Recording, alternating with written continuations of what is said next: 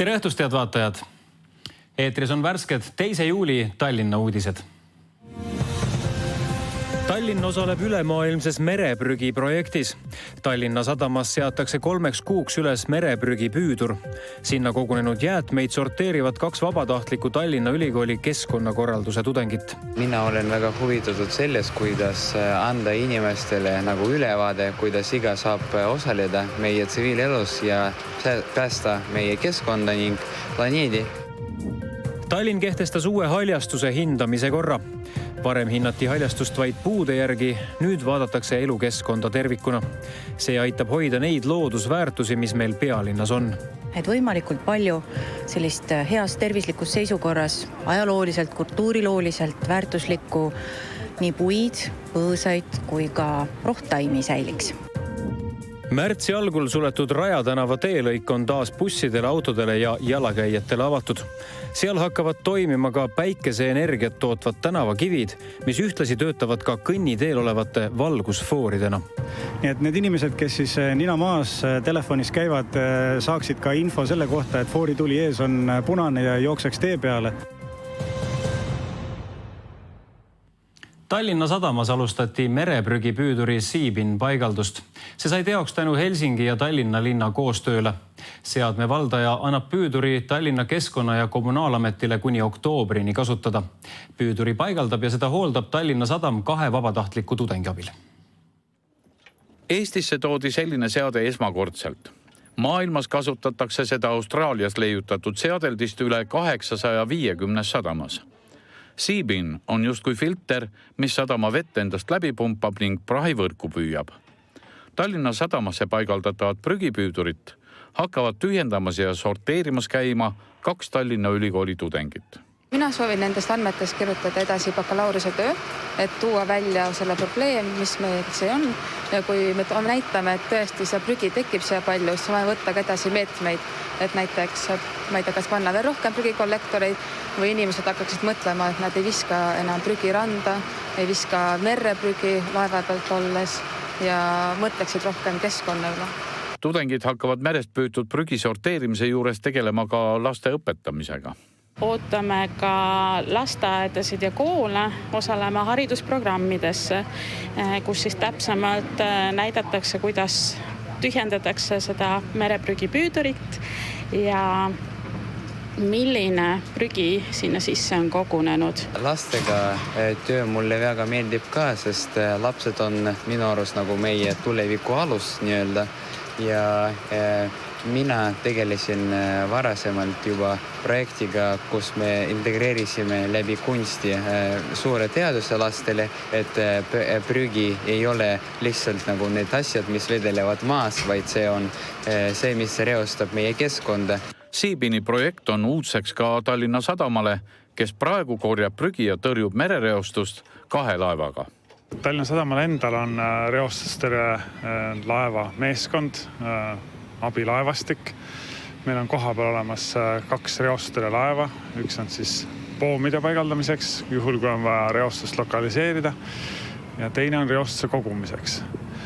Et seda kasutatakse siis pinna pealt igasuguste mustuse, prügi, kõige muu selle kokkukogumiseks. Prügipüüdur tühjendatakse iga 2 päeva tagant. Andmed saadud prügi kohta edastatakse ülemaailmse projekti andmebaasi. Toomas Sepp on olnud Tallinna linnasekretäri ametis alates 1992. aastast. Käesoleva aasta 31. augustil lahkub ta omal soovil linnateenistusest. Tallinna linnasekretär Toomas Sepp tunnistab, et lahkumisotsuseni jõudmine ei olnud kerge. Kuna linnasüsteemis toimuvad ümberkorraldused, mille kohaselt moodustatakse Tallinna strateegiakeskus, siis tulevad kasuks uued inimesed ja uus energia. Mingeid lahkarvamusi linnapeaga Toomas Sepa sõnul pole olnud. Küll olid need võimalikud ohud, mis nende muudatustega kaasnevad just nende rakendamise aspektist ja siin meil oli omavahelisi diskussioone ja linnapea soov on olnud, et neid muudatusi hakkaks keegi ellu viima, kellel on nagu kindel usk ja kindel soov ja kellel on linnapea täielik usaldus. Mina ei löö jalaga ust kinni kaugelt sellest. Minu jaoks on tähtis see, mis linnas toimub, mis on siin loodud ja et see saaks mõistlikul viisil ümber korraldatud. Tallinna linnapea Mihhail Kõlvarti hinnangul ulatub Toomas Sepa panus palju kaugemale kui Tallinna linnavalitsuse struktuur. Ta oli seotud õigusloomega, ta on teinud erinevaid ettepanekuid õigusloome osas ja ta tõepoolest oli palju aastaid tegevjuht. Ma arvan, et tema panust ei ole võimalik üle hinnata. Tallinna linnapea Mihhail Kõlvart kinnitab, et on viimane aeg viia läbi muutused linna juhtimisstruktuuris ning tuua juurde uusi inimesi. Üheks probleemiks Toomas Sepa puhul, mitte tema nagu inimese puhul, vaid tema ametikoha puhul oli see, et linnasekretäri roll ei olnud kindlaks määratud. Tema valdkond oli peaaegu terve linn, aga samas mõned väga tähtsad ja konkreetsed asjad jäid tegemata. Ja see ei olnud Toomase süü, see oli struktuuri sisse kodeeritud probleem. Ja sellist probleemi tulevikus tuleb vältida. Muutuste lõpptulemuseks on linlaste kvaliteetne teenindamine, selgitab linnapea Mihhail Kõlvart. Mustamäel rekonstrueerimistöödeks suletud Raja tänava teelõik pidi valmis saama juuli lõpuks, ent on juba nüüd bussidele, autodele ja jalgsiliiklejatele avatud. Sinna on rajatud uued valgusfoorid, kergliiklusteed ja ka nutikad päikeseenergiat tootvad tänavakivid. Märtsi algul rekonstrueerimistöödeks suletud Mäepealse tänava, Akadeemia tee ja Raja tänava vaheline lõik on taas autodele, bussidele ja jalgsiliiklejatele avatud. Enne rekonstrueerimistööde teostamist ei olnud kõikides suundades kõnniteid. Samamoodi olid bussipeatuste asukohad ristmikust erinevatel kaugustel ja ümberistumine oli seetõttu natuke ebamugavam. Nüüd rekonstrueerimistööde käigus nihutati kõigepealt Raja enda tänaval oleva bussipeatuse asukohta pisut, aga rajati ka uued peatused Mäepealse tänava algusesse. Järgmiseks nädalaks korrastatakse ka sealne haljastus, teostatakse viimased asfalteerimised ja paigaldatakse sinna tänavavalgustid. Praeguseks on ristmikul olemas juba foorid ning tänavate mõlemale küljele on loodud 2,5–4 meetri laiused kergliiklusteed. Taastunud on ka busside 23 ja 24A marsruudid. Aga millega see tee kindlasti on märkimisväärne on see, et me kasutame siit uut tehnoloogiat Tallinna Tehnikaülikooli kaasabil, kus siis on kõnniteele paigaldatud ka päikesepaneelid, mis omakorda siis annavad meie valgustusele energiat ja siis valgustused vastavalt sellele ka põlevad. Need Tallinna Tehnikaülikooli poolt välja töötatud nutikad päikeseelektrit tootvad teekatendid on praegu Euroopas ainulaadsed. Kogu selle teelõigu ja ristmiku rekonstrueerimistööde lepinguline maksumus on 1,65 miljonit eurot. Sellised LED-elementidega kivid, mis vastavalt siis fooritulele vahetavad värvi. Ja tõesti inimene, kui ta mööda tänavat kõnnib ja ei jõua või ei raatsi pilku üles tõsta, siis ta näeb maapinnal dubleerituna foori värvi. Kõige olulisem see teema arvan ikkagi Mäepealse inimestele, ehk elanikele. Kogu selles uues rajoonis on meil umbes 2500 elanikku ja väga paljud ikkagi, kes liiklevad jala ja tahavad bussi peale tulla või siis ikkagi ülikooli, siis nendel seda jalgsi käimise võimalus tegelikult ei olnud ja nüüd see on. Tallinn kehtestas uue haljastuse hindamise korra. Varasem kord oli liialt kitsasega võtnud elukeskkonda ja rohelust tervikuna. Uus kord aitab paremini hoida neid loodusväärtusi, mis meil pealinnas olemas. Haljastuse inventeerimise ehk hindamise eesmärk on teha kindlaks väärtuslik haljastus.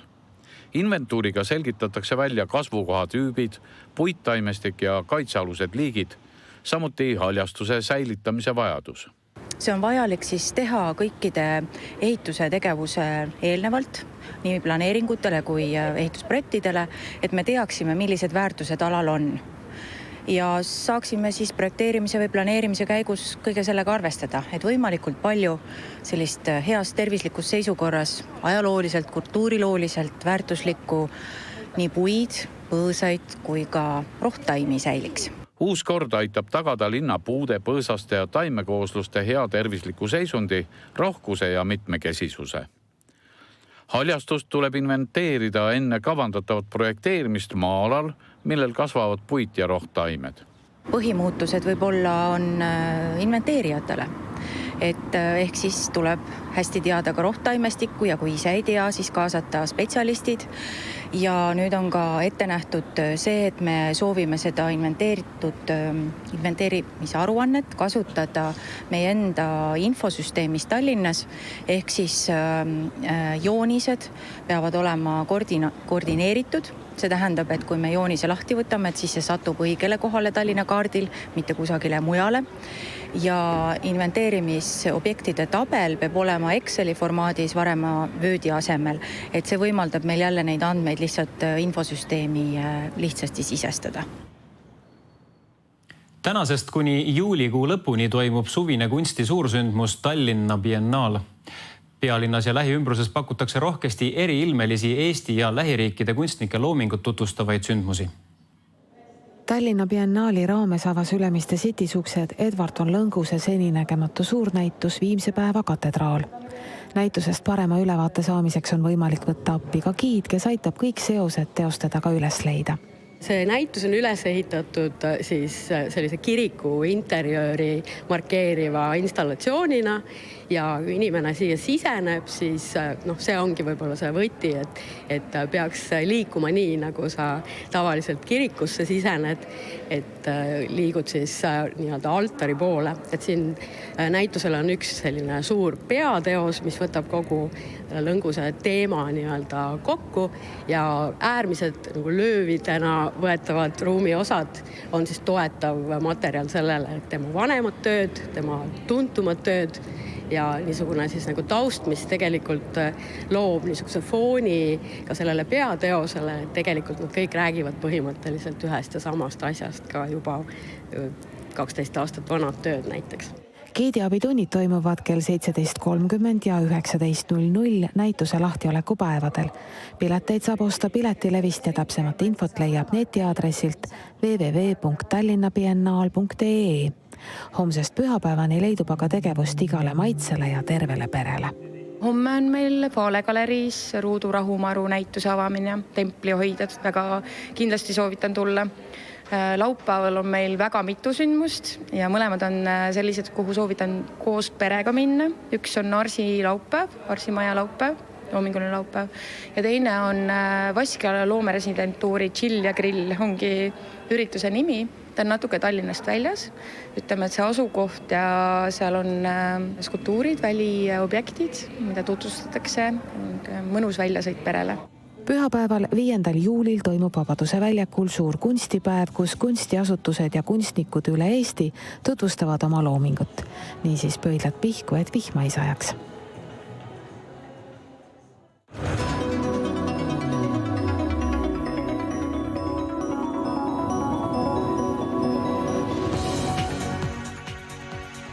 Eeloleval ööl on vahelduva pilvisusega ilm. Ööhakul võib sadada hoovihma, puhub edelatuul 5–10, puhanguti 13 meetrit sekundis. Õhutemperatuur on 12–14 kraadi. Homme päeval on muutliku pilvisusega peamiselt sajuta ilm, puhub edela- ja läänetuul 5–9, puhanguti kuni 13 meetrit sekundis. Õhutemperatuur on 18–20 kraadi. Laupäeva öösel on vähese ja vahelduva pilvisusega olulise sajuta ilm. Puhub edelatuul 4–9 meetrit sekundis, õhutemperatuur on 10–12 kraadi. Laupäeva päeval pilvisus tiheneb ja keskpäeval hakkab vihma sadama. Puhub edelatuul 6–10, puhanguti 13 ja pärastlõunal koguni 17 meetrit sekundis.